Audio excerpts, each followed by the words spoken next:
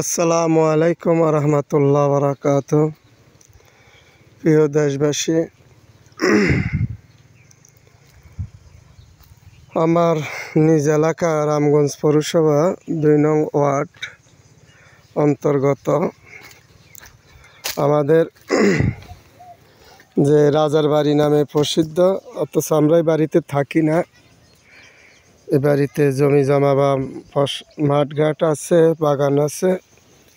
দেখার জন্য ২ মাস পরে আসলাম।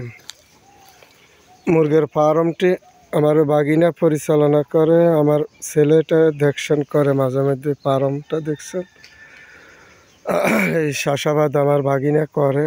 তারা নিজেরাও নেয়, আমাদেরকেও দেয়।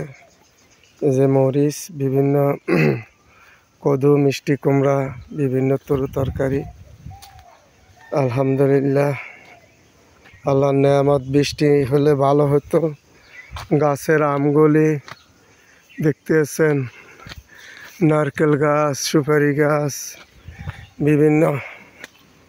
তারপরে পুকুর শুকিয়ে গেছে, পানি নেই, পানির অভাবে।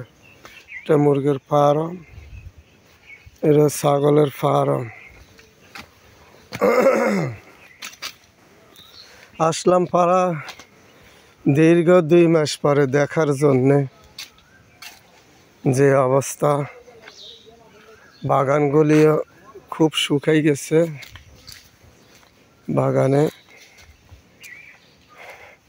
গাছগুলি খুবই, এই বাগানটি আমার মালিকানাধীন, আল্লাহর পক্ষ থেকে পৈতৃক সম্পত্তি।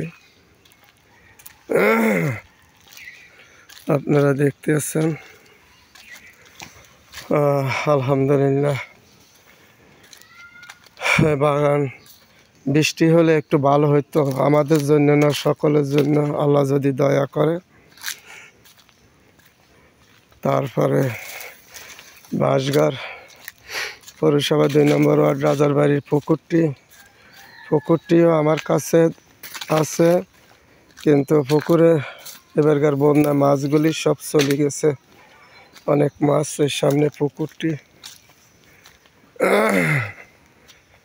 যে পুকুর দেখতেছেন, পুকুরটি বন্যাতে অনেক মাছ চলে গেছে। আমার বাগিনা দেখশন করে, আমার ছেলেটাও দেখে মাঝে মধ্যে। পুকুরে পানি কমে গেছে।